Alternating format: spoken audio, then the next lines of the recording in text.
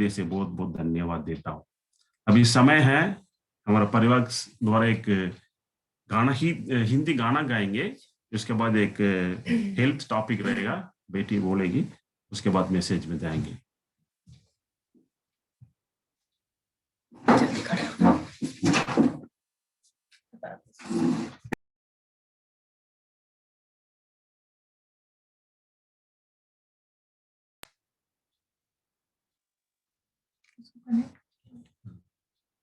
एक हिंदी गाना है, नीले आसमान के पास पार जाएंगे करके, सब लोग जानते होंगे, प्रभु के नाम के महिमा के लिए।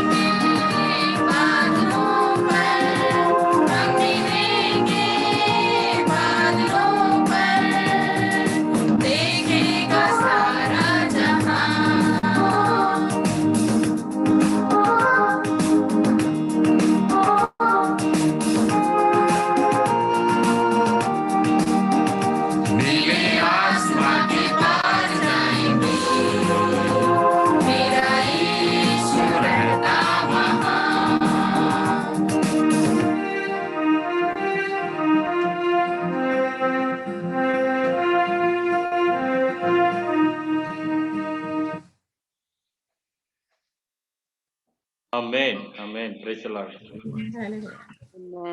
अभी अवसर है एक हेल्थ टॉपिक में बिटिया आरिका राज बोलेगी।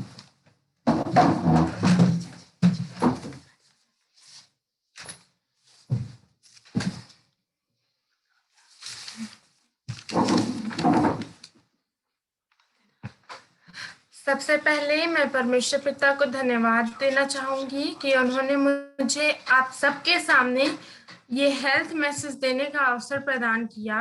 आज मैं आपको 2 फलों के बारे में बताना चाहती हूँ, केला और अनार। बनाना।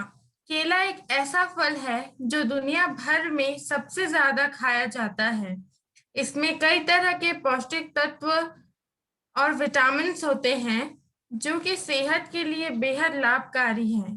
केले में फाइबर की अच्छी खासी मात्रा होती है। इसके अलावा इस फल में कैल्शियम, पोटेशियम और मैग्नीशियम पाया जाता है। केला आपके हार्ट को हेल्दी रखता है। केले में फाइबर की मात्रा ज्यादा होती है। ये मेटाबॉलिज्म को भी मजबूत करता है। इसमें पोटेशियम की भी अच्छी खासी मात्रा होती है जो कि ब्लड प्रेशर को कम करने में मददगार है। अनार में फाइबर, विटामिन के, सी, बी, आयरन, पोटेशियम, जिंक और ओमेगा 6 फैटी एसिड होता है जैसे पोषक तत्व होते हैं। नियमित रूप से अनार का सेवन आपके शरीर में खून की कमी को दूर कर सकता है। अनार से दिमाग को तेज करने में मदद मिलती है। Thank you. मैं बस इतना ही बोलना चाहूंगी। आमेन। Thank you. ये अवसर है मिसिस को अभी प्रभु का संदेश दें। जी भाई।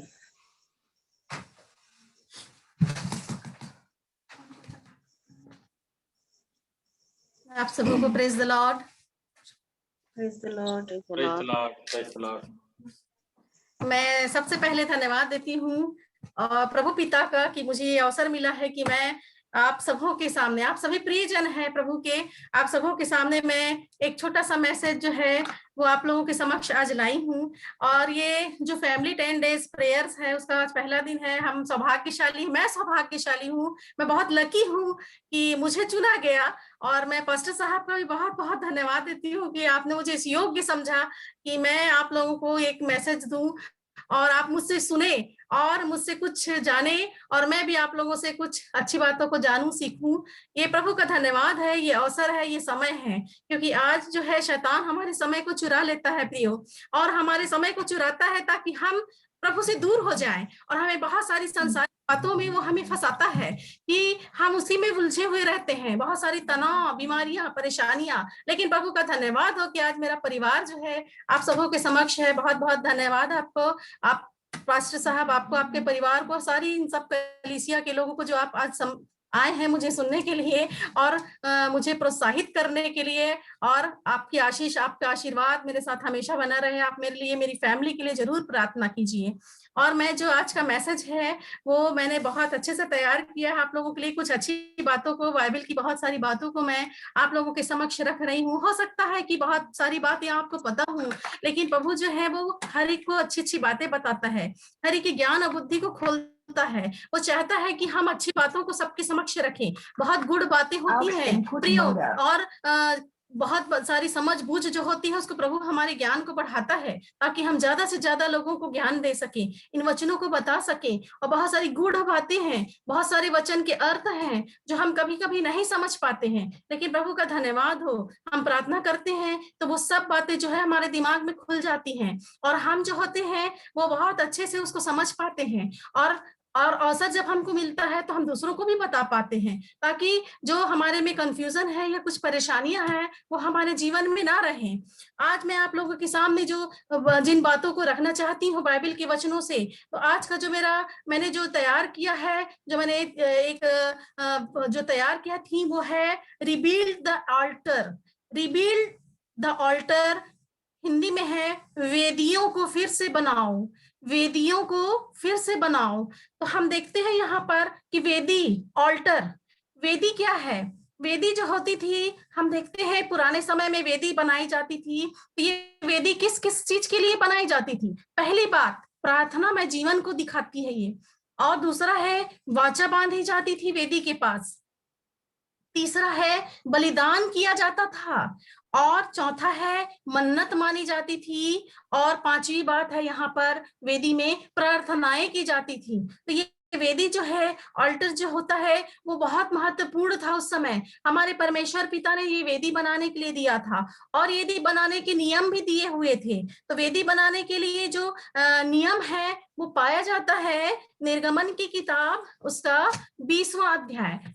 निर्गमन की किताब, उसका 20वां अध्याय। इसमें वेदी कैसी कैसी बनाई जाती थी। तो वेदी बनाने के लिए हम देखते हैं यहाँ पर 20वें अध्याय में हम देख पाते हैं, 20वें अध्याय के हम पाते हैं 24 से, निर्गमन 20 उसके 24 से हम पाते हैं कि देखिए यहाँ पर इस प्रकार से लिखा हुआ है, 24 से लेकर पूरा यहाँ पर 26 पद तक किस किस प्रकार की वेदी बनती थी वहां पर।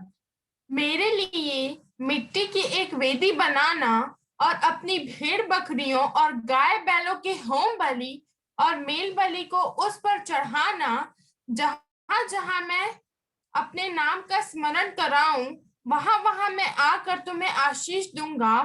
और यदि तुम मेरे लिए पत्थरों की वेदी बनाओ तो तराशे हुए पत्थरों से ना बनाना, क्योंकि जहां तुमने उस पर अपना हथियार लगाया वहां तुम उसे अशुद्ध कर दोगे। और मेरी वेदी पर सीढ़ी से कभी ना चढ़ना, कहीं ऐसा न हो कि तेरा तन उस पर नंगा देख पड़े। यहाँ पर हम पाते हैं निर्गमन के 20वें अध्याय में कि वेदी बनाने के नियम दिए गए हैं, और कहा गया है कि वेदी बनाओगे तो मैं तुमको आशीष दूंगा। और इस प्रकार से 3 प्रकार की वेदी का वर्णन है, 3 प्रकार के नियम। पहला वेदी है मिट्टी की वेदी, दूसरा है पत्थर की वेदी। पत्थर की वेदी में हथियार नहीं होना है लिखा है, क्योंकि वो अशुद्ध हो जाएगा लिखा है। इसी प्रकार से उसमें सीढ़ी भी नहीं बनानी है, सीढ़ी में चढ़कर हमको वेदी में नहीं जाना है। तो ये है वेदी बनाने के नियम। इसके बाद आता है वेदी के प्रकार। किस प्रकार की वेदी थी? तो 2 प्रकार की वेदी थी। एक है आंगन में पाई जाने वाली होम वेदी, और दूसरी है पवित्र स्थान में पाई जाने वाली धूप वेदी। तो इस प्रकार हम देखते हैं कि 2 प्रकार की वेदी परमेश्वर यहोवा ने बनाने की आज्ञा दी थी, और 2 प्रकार की वेदियां थी। एक आंगन में थी, वो होम वेदी, और जहां बलिदान चढ़ाए जाते थे, और एक दूसरी वेदी पवित्र स्थान में थी जो तंबू के अंदर थी, और वहां पर वो धूप वेदी थी। और ये दोनों प्रकार की वेदी जो है, तो पहली वेदी जो है वो होम वेदी, वो पीतल की बनी हुई थी, और जो धूप वेदी है वो चोखे सोने से बनी हुई थी, अर्थात शुद्ध सोने से बनी हुई ये एक वेदी थी। होम वेदी थी वो एक जो है इस प्रकार के पात्र से होम वेदी बनाते थे कि उसमें बलिदान चढ़ाया जाता था। इसके बाद ये एक महापवित्र स्थान में, आज मैं आपसे बात करूंगी धूप वेदी के बारे में। मेरा जो मेन टॉपिक है वेदियों को फिर से बनाओ, तो इसमें धूप वेदी है। तो धूप वेदी के बारे में मैंने आपको बताया था कि ये प्रार्थना के लिए, वाचा के लिए, बलिदान के लिए, मन्नत के लिए और प्रार्थना करने के लिए बनाई जाती थी। तो आप सबों के समक्ष मैं धूप वेदी का वर्णन करना चाहती हूँ। तो सबसे पहले हम देखते हैं कि वेदी का स्थान क्या तय किया। तो वेदी के स्थान के लिए निर्गमन जो है वो 40वां अध्याय, निर्गमन 40 जो है उसमें हम देखते हैं 40वां पद में कि वो वेदी का स्थान जो है वो वहां पर बनाया गया था। कहाँ रखना है उस वेदी को? तो ये पाया जाता है उसके 5वें पद में, निर्गमन 40 उसके 5वें पद में पाया जाता है। और साक्षी पत्र के संदूक के सामने सोने की वेदी को जो धूप के लिए है उसे रखना, और निवास के द्वार के पर्दों को लगा देना। हाँ, देखिए पवित्र स्थान में रखना है उसको, और इस प्रकार से वो स्थान तय किया गया कि उसको वहां पर रखा जाए। और ये पवित्र डेरे में मंदिर के अंदर रखा जाता था ये धूप वेदी।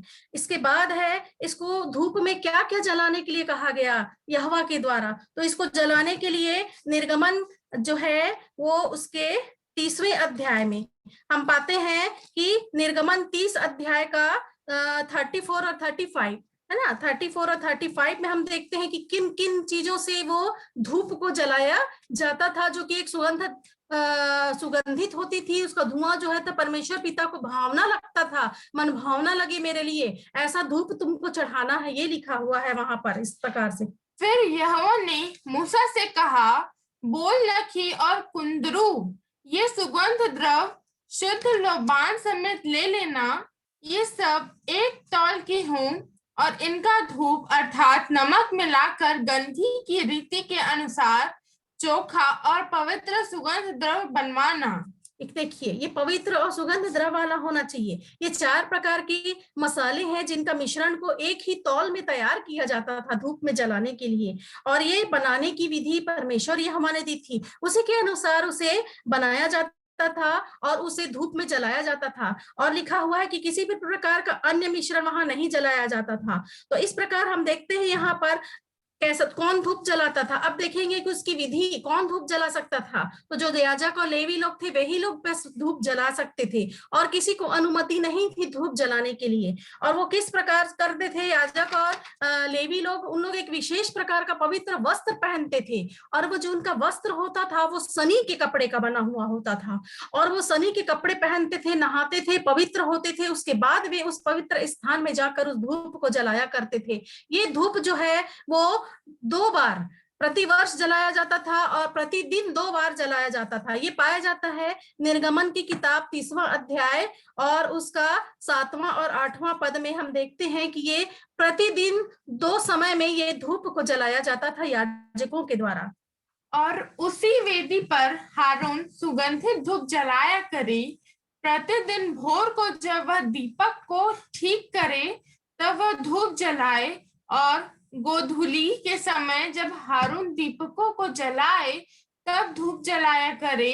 यह धूप यहोवा के सामने तुम्हारी पीढ़ी पीढ़ी में नित्य जलाया जाए। देखिए, ये एक प्रकार की वाचा है। हम देखते हैं कि 2 बार जलाया जाता था, प्रतिदिन भोर के समय जलाया जाता था और गोधूली यानी कि शाम के समय में इसको जलाया जाता था। साथ ही साथ ये एक वाचा है इसके लिए के लिए ये धूप को जलाया जाए। और आगे एक चेतावनी भी दी गई है 9वें और 10वें पद में, आप पढ़ लेंगे, मैं नहीं पढ़ना चाहती हूँ। आगे 9वें और 10वें पद में एक चेतावनी दी गई है कि उस वेदी पर अन्य प्रकार का कोई भी चीज नहीं जलाना, और वो क्योंकि वो बहुत पवित्र है, वो प्रार्थनामय है, वो वेदी एक प्रार्थनामय है और पवित्र लोगों की प्रार्थनाएं उसमें रहती है। इसके बाद हम देखते हैं कि उसमें हम क्या देखेंगे, लय व्यवस्था 16, लय व्यवस्था की किताब 16 में भी हम देखते हैं कि किस प्रकार से उसको जलाना है, किस विधि विधान से जलाना है। ये तो हम एक के बाद एक स्टेप बाय स्टेप देखें कि कौन सा स्थान होना चाहिए, कैसी वेदी बननी चाहिए, उस वेदी में क्या क्या होनी चाहिए और कैसे उसको जलाना है। ये भी एक विधि यहोवा परमेश्वर ने लोगों को दी थी, उसी विधि के अनुसार उसे जलाया जाता था, जो पाया जाता है लय व्यवस्था 16 उसका 13वां पद में। उस धूप को यहोवा के सम्मुख आग में डाली, जिससे धूप का धुआं साक्षी पत्र के ऊपर के प्रायश्चित के ढकने के ऊपर छा जाए, नहीं तो वह मर जाएगा। देखिए, ये कितनी बड़ी बात, कितना अच्छा नियम और कितना सावधानी पूर्वक करने का नियम है। नहीं तो तू मर जाएगा लिखा है, मतलब याजकों को बहुत ही सावधानी से इसको जलाना है। कैसे जलाना है, सम्मुख आग, यहोवा के सम्मुख में क्या करना है, आग को जलाना है। ऐसे जलाना है कि उसका धुआं कहाँ जाना चाहिए, वो साक्षी पत्र के ऊपर प्रायश्चित के ढकने के ऊपर उस धुएं को जाना चाहिए, वही ग्रहण योग्य होगा और वही जो है धूप जो होती है वो ग्रहण योग्य होती है। तो इस प्रकार की विधि के द्वारा वहां पर क्या किया जाता था, प्रार्थना की जाती थी। साथ ही साथ मैं यह भी बताना चाहती हूँ कि परमेश्वर यहोवा ने आज्ञा दी थी कि धूप प्रायश्चित करना, और एक प्रायश्चित का उन्होंने एक नियम बनाया था, और वो प्रायश्चित होता था परम पवित्र स्थान पर उसको जलाना रहता था धूप को। और उस प्रायश्चित के दिन में इस धूप को जलाया जाता था। किसके द्वारा जलाया जाता था, वफादार सेवकों और वफादार याजकों के द्वारा ये जलाया जाता था, और वहां पर प्रायश्चित के लिए प्रार्थना की जाती थी। प्रायश्चित का मतलब होता है इस्राएलियों के द्वारा की गई अशुद्धता, अपराध, अधर्म के काम, सारे पापों के अंगीकार के लिए प्रायश्चित किया जाता था, और इसी प्रायश्चित के द्वारा उस धूप को वहां पर जलाया जाता था। साथ ही साथ हम देखते हैं बलिदान के बारे में, मैंने आपको बलिदान बताया, तो बलिदान देखते हैं, वाचा देख लिए हम, बलिदान देखते हैं कि वहां बलिदान चढ़ाया जाता था। जैसे बाप बलि चढ़ाई जाती थी, बकरे रहते थे, मेढ़े रहते थे, बछड़े रहते थे, उनको वहां पर बलि किया जाता था, प्रायश्चित के लिए किया जाता था। और इस प्रकार से हम देखते हैं बलिदानों के बारे में, पुराने नियम में जानवरों का बलिदान किया जाता था। 5 प्रकार के बलिदान जो हैं वो बाइबल में दिए गए हैं पुराने नियम में। पहला है होम बलि, दूसरा है मेल बलि, तीसरा है अन्न बलि, चौथा है पाप बलि और पांचवा है दोष बलि। तो ये बलियां जो होती थी वो होम वेदी में चढ़ाई जाती थी, और ये धूप वेदी में नहीं चढ़ाई जाती थी, ये होम वेदी में चढ़ाई जाती थी, प्रायश्चित के लिए चढ़ाई जाती थी।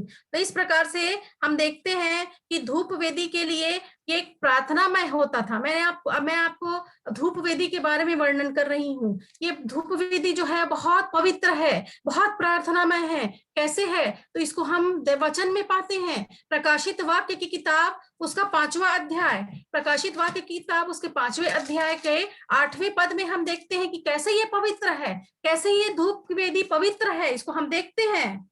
जब उसने पुस्तक ले ली तो वे चारों प्राणी और 24 उस मेमने के सामने गिर पड़े। उनमें से हर एक के हाथ में वीणा और धूप, जो पवित्र लोगों की प्रार्थनाएं हैं, से भरे हुए सोने के कटोरे थे। देखिए कितना अच्छा वचन है। वो सोने के कटोरे थे जिसमें धूप था, उनकी विशेष प्रार्थनाएं थी। किन लोगों की? पवित्र लोगों की प्रार्थनाएं। यही बताना चाहती हूँ मैं प्रभु की प्रियो आप लोगों को। ये धूप जो है वो प्रार्थनाएं हैं, पवित्र लोगों की प्रार्थनाएं हैं। आज तो हम बलिदान नहीं चढ़ाते हैं। हमारे इस नियम के अनुसार जानवरों का बलिदान प्रायश्चित के लिए नहीं चढ़ाया जाता। हम नित्य प्रतिदिन छोटे मोटे बुराइयां पाप करते रहते हैं अपने दैनिक जीवन में, लेकिन उसके प्रायश्चित के लिए हम किसी बकरे का बलिदान नहीं चढ़ा पाएंगे, किसी मेढ़े को नहीं चढ़ा पाएंगे। लेकिन हम कौन सा बलिदान चढ़ा पाएंगे? वो है हमारा हृदय। हम अपने हृदय का बलिदान चढ़ाएंगे, और उसके लिए हमको किस प्रकार की, तभी हमारी प्रार्थना ग्रहण होगी, तभी हम धूप जला सकते हैं उन पवित्र लोगों की समान, जैसा वचन कहता है। तो उसके लिए हमको क्या होना चाहिए? उसके लिए जैसा गलातियों की किताब 5वें अध्याय में लिखा हुआ है 22वें पद में, कि उसके लिए हमारे पास आत्मा के 9 फल होने चाहिए। तो आत्मा के 9 फल होने हमारे लिए बहुत जरूरी हैं। और आत्मा के 9 फल आप जानते हैं क्या क्या है? प्रेम, एक दूसरे से प्रेम करना, आनंद, एक दूसरे की खुशी में आनंदित होना, शांति, मन को शांत रखना, और धीरज, और बहुत जरूरी है हमारे जीवन में धीरज। उसके बाद है कृपा, एक दूसरे के प्रति कृपालु रहें, भलाई करें, विश्वास, अपने ईश्वर के प्रति विश्वास, नम्रता, बहुत नम्र और दीन रहें, और इसी प्रकार से संयम, बहुत ही संयम के साथ। तो ये आत्मा की 9 फल जो है हमारे जीवन में होने ही चाहिए, तभी हमारी प्रार्थनाएं जो है, तभी हम अपना धूप जला सकते हैं, और निश्चित रूप से हमारी प्रार्थनाएं जो है वो ग्रहण योग्य होंगी। क्योंकि दाऊद राजा कहता है भजन संहिता 141 का 2 में, भजन संहिता 141 का 2 में कहता है कि मेरी प्रार्थना तेरे सामने एक सुगंध धूप के समान हो। मेरी प्रार्थना प्रभु तेरे सामने एक सुगंध धूप के समान हो। और मेरा हाथ फैलाना जो है संध्या काल का क्या होना चाहिए? अन्न बलि होना चाहिए। हम हाथ फैला के भी प्रार्थना कर सकते हैं। हमको कैसी प्रार्थना करनी चाहिए? हमको हाथ फैला के भी हम प्रभु से प्रार्थना, परमेश्वर पिता से प्रार्थना कर सकते हैं। हम जो है हाथ जोड़कर भी प्रार्थना कर सकते हैं। हम कैसी प्रार्थना करनी चाहिए? तो इसके लिए हमको आज जरूरत है हमारे घरों में किसी भी स्थान में हम प्रार्थना की वेदी बनाएं। आज जरूरी है प्रार्थना की वेदी बनाएं, और हम अपने बच्चों को भी उस प्रार्थना की वेदी के समीप लाएं, और बच्चों को हम प्रार्थना करना सिखाएं। और इसी प्रकार से हम बहुत सारी प्रार्थनाएं करते हैं, चर्च में करते हैं, आत्मिक सभाओं में करते हैं, एक झुंड के साथ, मास के साथ करते हैं। लेकिन एक व्यक्तिगत जो प्रार्थना होती है वो प्रार्थना सबसे महत्वपूर्ण होती है, जिससे हम परमेश्वर पिता से बातचीत करते हैं। अपने सारे दुखों सुखों को हम क्या करते हैं, उनको प्रार्थना में बताते हैं, धन्यवाद स्तुति करते हैं। हर प्रकार की जो बातें हैं वो हमारी प्रार्थनाओं में होती हैं, और वो एक मिलने का माध्यम है परमेश्वर से, प्रार्थना जो होता है। तो क्या हम तैयार हैं अपने परिवार, अपने बच्चों के लिए एक धूप की वेदी बनाने के लिए?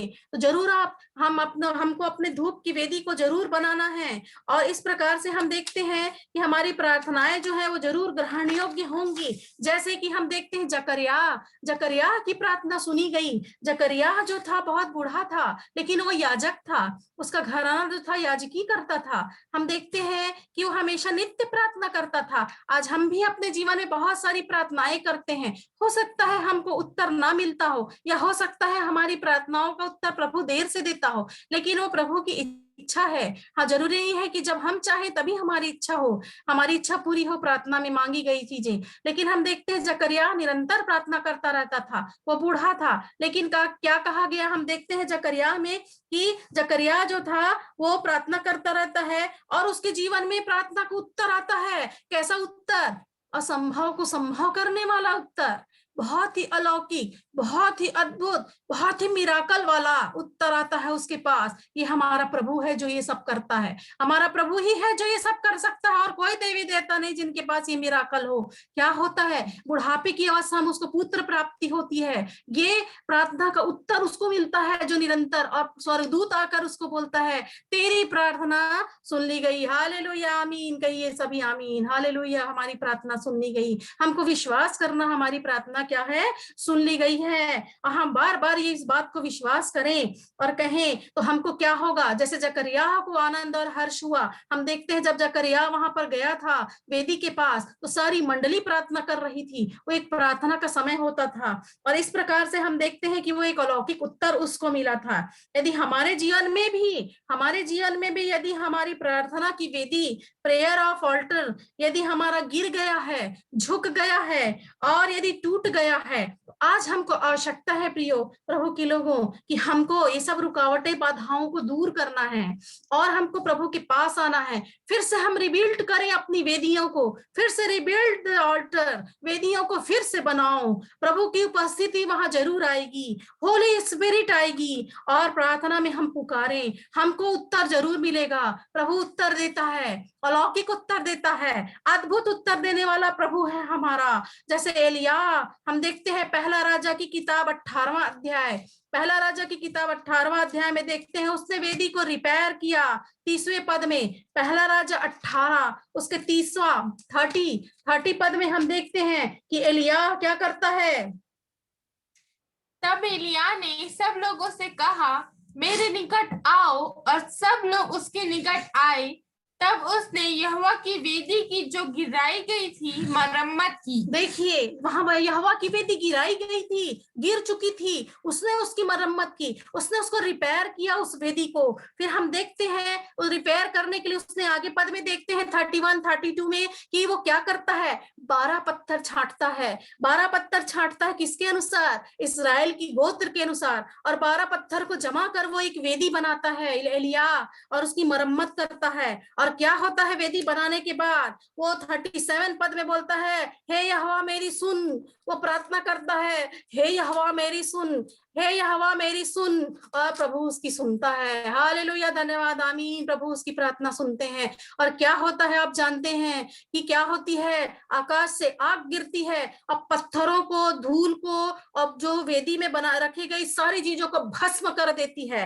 तो इस प्रकार से हम देखते हैं हमारा प्रभु अद्भुत करने वाला, हमारा प्रभु अलौकिक उत्तर देने वाला है। इस प्रकार एलिया की प्रार्थना सुनी जाती है मेरे प्रिय मित्रों, और इस प्रकार से हम देखते हैं प्रभु के लोगों, आपकी भी प्रार्थना सुनी जाएगी। आप तैयार रहिए, अपनी वेदी को फिर से बनाइए, अपनी वेदी की मरम्मत कीजिए, रिपेयर कीजिए, रिबिल्ड कीजिए अपनी वेदी को, और हमारे जीवन में एक अलौकिक अद्भुत उत्तर आएगा। हमारा असंभव कार्य संभव हो जाएगा। बहुत सारी रुकावटें हैं वो दूर हो जाएंगी, बहुत सारी चिंता तनाव जो है वो दूर हो जाएंगे। हमारे जीवन में आनंद हर्ष होगा, हमारे बच्चों के जीवन में आनंद और हर्ष होगा। हम देखते हैं प्रभु यीशु मसीह के जीवन में भी कि उसने प्रार्थना, उसके चेले प्रार्थना करना नहीं जानते थे, लेकिन वो प्रार्थना करना क्या हुआ, वो पूछते हैं, सीखना चाहते थे। तो प्रभु यीशु मसीह के चेले जो हैं वो प्रार्थना करने के लिए बोलते हैं, प्रभु हमको प्रार्थना करना सिखा। तो प्रभु यीशु मसीह हम देखते हैं मत्ती 6:6 में वो प्रार्थना करना सिखाते हैं, और इस मत्ती 6:9 से 13 में पूरा हम देखते हैं वो प्रार्थना करना सिखाते हैं। मत्ती की किताब 6वें अध्याय 9 से 13 हे हमारे पिता, ये सभी जानते हैं, और वो बहुत अच्छी प्रार्थना है, बहुत सुंदर प्रार्थना वो अपने चेलों को सिखाते हैं कि तुम इसी रीति से प्रार्थना किया करो। साथ ही साथ हम देखते देखते हैं कहाँ करना चाहिए, अपनी कोठरी में जाएं, गुप्त स्थान में जाएं और वहां पर हम प्रभु से बातें करें ताकि हमारी प्रार्थना सुन ली जाएगी। प्रियो, बहुत दिनों से हम प्रार्थना कर रहे हैं, बहुत दिनों से बहुत सी चीजों के लिए हम प्रार्थना कर रहे हैं। हो सकता है आप प्रिय लोगों का प्रार्थना का उत्तर मिल गया होगा, बहुत सारे प्रिय हैं जिनका उत्तर नहीं मिला होगा, लेकिन प्रभु जो है कभी किसी के साथ ऐसा नहीं है कि उसकी प्रार्थना नहीं सुनता है। प्रभु सबकी प्रार्थना सुनता है। आप अपनी प्रार्थना की वेदी को तैयार कीजिए। आज मेरा ये वचन जो है आप सबों के लिए है, मेरे लिए भी है, मेरे घराने के लिए है, मेरे पूरे परिवार के लिए है। आप अपनी पारिवारिक प्रार्थना की वेदी को तैयार कीजिए, प्रार्थना की वेदी को तैयार कीजिए। प्रभु के उत्तर जरूर आएगा, आप सबों के जीवन में आएगा, एक अलौकिक चमत्कार आपके जीवन में आएगा और आप सब गवाही देने वाले रहेंगे। संसार में गवाही देने वाले प्रभु के लोग हैं जो प्रभु की गवाही देते हैं, अपने जीवन में वो अपने प्रभु की आशीषों को अनुभव करते हैं, प्रार्थनाओं को। हन्ना को देखिए जिसने मन्नत मानी, उसने मन्नत मानी और उसकी मन्नत पूरी हुई। ये वेदी जो है वो मन्नत मानने के लिए है, प्रार्थना करने के लिए है, वाचा बांधने के लिए है। प्रियो, आप सब तैयार रहिए, आप बिल्कुल तैयार रहिए प्रभु के लिए। प्रभु को इंतजार कर रहा है, प्रभु आपकी प्रार्थनाओं का इंतजार करता है। प्रभु आपको जीवन में एक नया और अद्भुत काम करने वाला है। आप सबके जीवन को आशीष मिले। The Lord, God bless you. Praise the Lord. Thank you, Jesus. Thank you, Jesus. Hallelujah. Thank you, Jesus. Oh, thank you.